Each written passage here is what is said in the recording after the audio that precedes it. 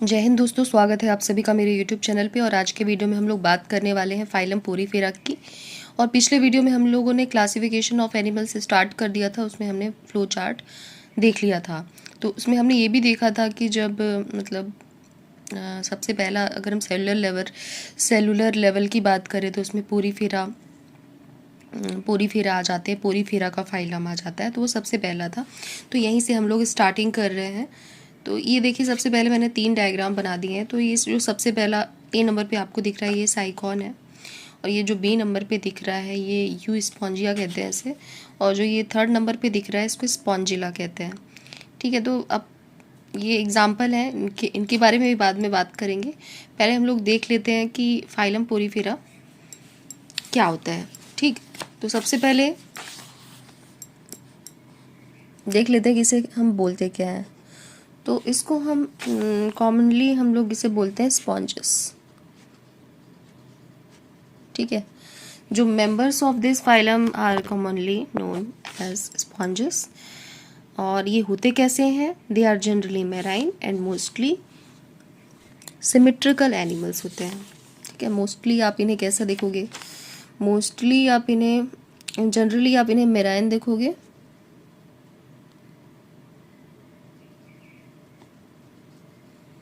Generally कैसे होते हैं? मैराइन होते हैं। एंड मोस्टली कैसे होते हैं?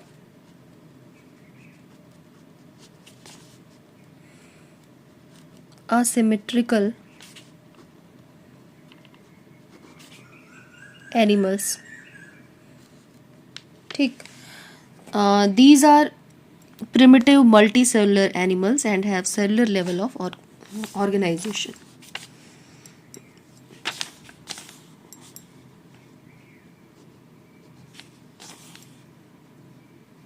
कैसे होते हैं प्रिमिटिव मल्टीसेलुलर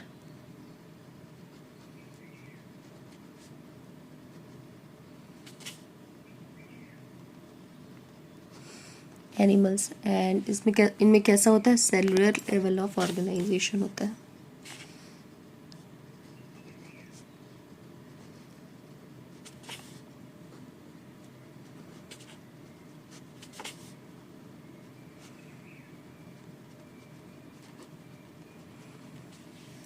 ठीक, इतनी बात हो गई। अब अगला देख लेते हैं, अगला point. Sponges have a water transport और कैनाल सिस्टम। इनमें सिस्टम कैसा होता है? सिस्टम की अगर हम बात करें तो इनमें कैसा सिस्टम पाया जाता है?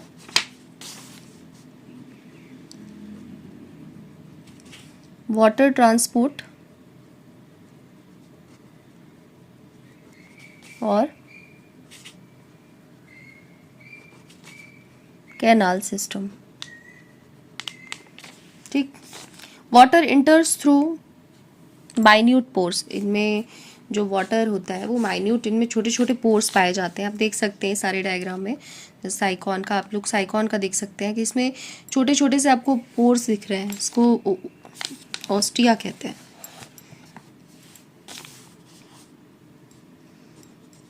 Water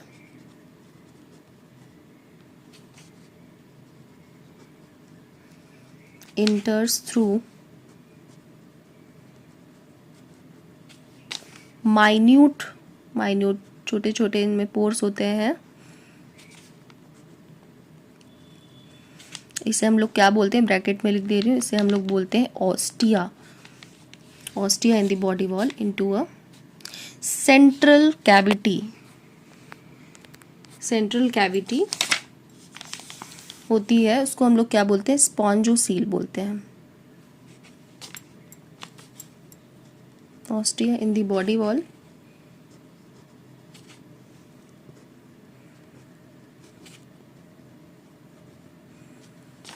into a central cavity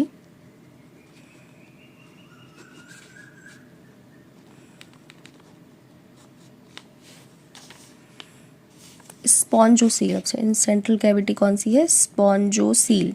ये जो बीच बीच में आप लोग को टर्म आ रहे हैं ना, ये सारे आपको ध्यान रखने पड़ेंगे।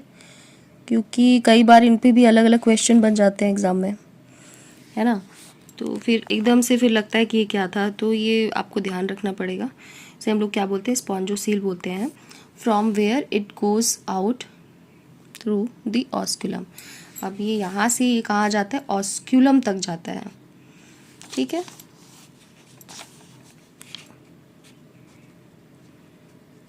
From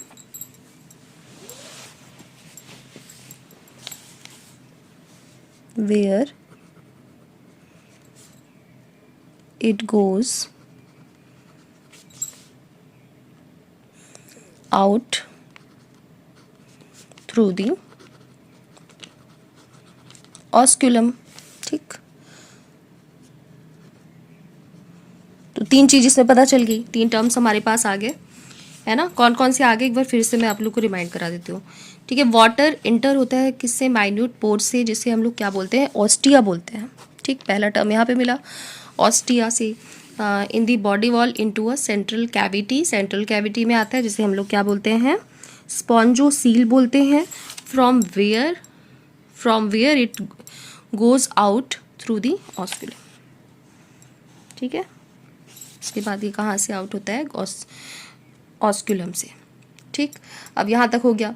this pathway of water transport is helpful in food gathering, respiratory changes and removal of wastage. अब कोई चीज़ हो रही है तो उसका कुछ ना कुछ, उससे कुछ ना कुछ रिजल्ट तो होता होगा। क्या होता है देख लेते हैं। तो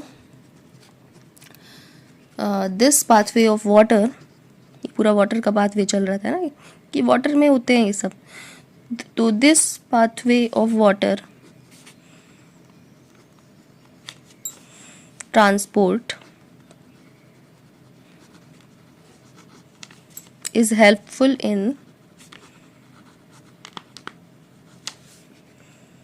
food gathering,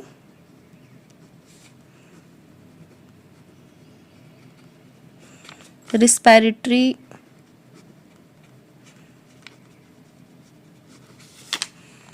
exchange,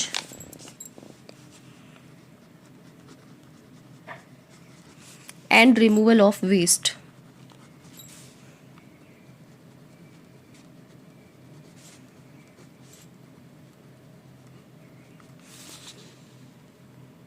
यहाँ तक हो गया। ये भी हमने देख लिया कि ये सब मतलब पूरा पाथवे चल रहा है तो क्यों चल रहा है, क्या हो रहा है उससे। अब हमारे पास एक और नया टर्म्स है, कोएनोसाइट्स, ठीक। देख लेते हैं कोएनोसाइट्स क्या होता है। दोस्तों आप लोग नोट्स बनाते रहिएगा, क्योंकि क्या होता है बहुत सारे टर्म्स हो जाते हैं फिर आखिरी में भूल जाता है। तो साथ साथ में आप लोग को नोट्स भी बनाते चलना है। नोट्स बहुत हेल्पफुल होते हैं चीज़ों को रिमाइंड रखने के लिए, है ना। और बाकी आपकी एनसीईआरटी बायोलॉजी की बुक में ये सारी चीज़ें हैं, तो आप चाहे तो डायरेक्ट उससे भी हेल्प ले सकते हैं, पर फिर भी मैं आप लोग को सजेस्ट करूँगी कि आप लोग नोट्स ज़रूर बनाइए, है ना। तो कोएनोसाइट्स, इसी को हम लोग कॉलर सेल्स भी बोलते हैं, और कॉलर सेल्स, है ना। कंफ्यूज नहीं होना, अगर अलग ही तरीके से दूसरा नाम आ जाता है तो कंफ्यूज नहीं करना है, हमें पता होना चाहिए। Collar cells line the spongocoel and the canals. Digestion is intracellular.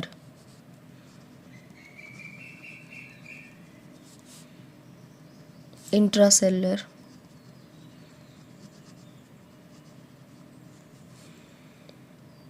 ठीक है। अभी कैसा होता है इसमें, कैनाल डाइजेशन इसमें इंट्रासेलुलर होता है, ठीक है। दो चीज़ होती है, एक होता है इंटर और एक होता है इंट्रा, ठीक है। तो इंट्रा मतलब आउटसाइड, ठीक है। इतनी बात हो गई। The body is supported by a skeleton made up of spicules और स्पॉन्जिन फाइबर्स, ठीक। इनकी बॉडी कैसे सपोर्ट रहती है पूरी, तो द बॉडी इज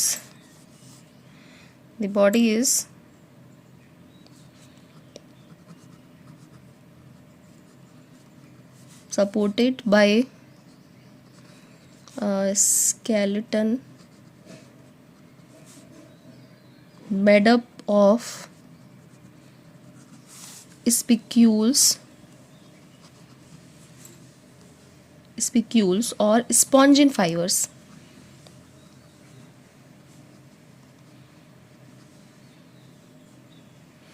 ठीक है, इनकी बॉडी सपोर्ट होती है, दो टर्म यहाँ पे और आगे, स्पिक्यूल्स और स्पॉन्जिन फाइबर्स से।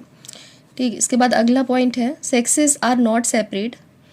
इसमें सेक्सेस जो होते हैं सेपरेट नहीं होते, इसलिए कैसे होते हैं, हर्माफ्रोडाइट होते हैं। तो देखिए एक और टर्म याद रखने वाला है कि सेक्सेस आर नॉट सेपरेट, और सेक्सेस सेपरेट नहीं है, इसलिए कैसे होते हैं, ये होते हैं हर्माफ्रोडाइट। ये टर्म हमें ध्यान रखना है कि जिसमें सेक्सेस सेपरेट नहीं हो वो हर्माफ्रोडाइट होंगे। अब eggs and sperms are produced by the same individual. इसमें एक ही इंडिविजुअल में एग्स भी प्रोड्यूस होते हैं और स्पर्म्स भी प्रोड्यूस होते हैं। ठीक है, eggs and sperms are produced by the same individual.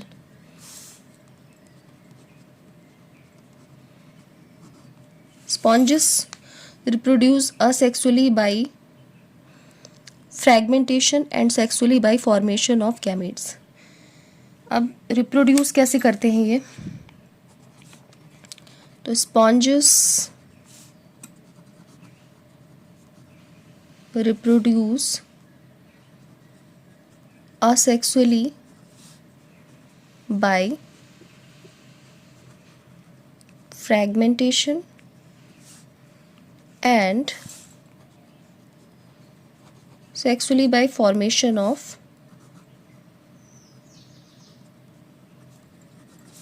gametes। ठीक है, स्पॉन्जेस जो होते हैं रिप्रोड्यूस करते हैं असेक्सुअली फ्रैगमेंटेशन से। अगर असेक्सुअली करेंगे तो फ्रैगमेंटेशन से करते हैं, और अगर सेक्सुअली करते हैं तो इनमें गैमेट्स का फॉर्मेशन होता है। और फर्टिलाइजेशन कैसा होता है, fertilization is internal and development is indirect, having a larval stage which is morphologically distinct from the adult।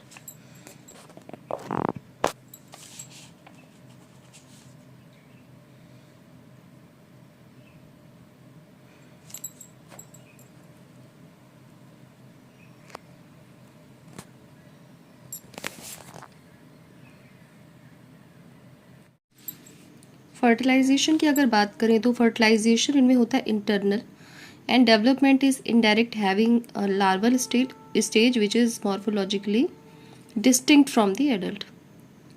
ठीक, डेवलपमेंट तो कैसा होता है, इनडायरेक्ट होता है, और इनमें लार्वल स्टेज जो होती है वो मॉर्फोलॉजिकली डिस्टिंक्ट होती है एडल्ट से। अब एग्जाम्पल देख लेते हैं, इसमें एग्जाम्पल क्या क्या होते हैं। तो एग्जाम्पल मैंने शुरू में आप लोग को डायग्राम दिखा दिए थे, एक बार देख लेते हैं। तो जो साइकॉन होता है उसको साइफा कहते हैं।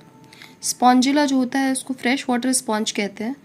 तो इनके दूसरे नाम भी हैं, ये ध्यान रखने पड़ेंगे, कई बार दूसरे नाम में से भी पूछ लिया जाता है क्वेश्चन, तो कंफ्यूज हो जाते हैं बच्चे। तो दोनों ही नाम हमें याद रहने चाहिए। और फिर तीसरे होते हैं यू स्पॉन्ज जो होते हैं उसको बाथ स्पॉन्ज भी कहते हैं। ठीक है, तो ये पूरा हो गया, पूरी इन्फॉर्मेशन हो गई फाइलम पोरीफेरा के बारे में।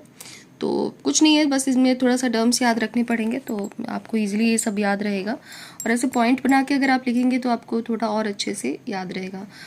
तो आज के वीडियो में इतना ही। अगर आपको आज का वीडियो पसंद आया हो तो इसे लाइक, सब्सक्राइब और शेयर कर दीजिए। Thank you, keep watching, bye.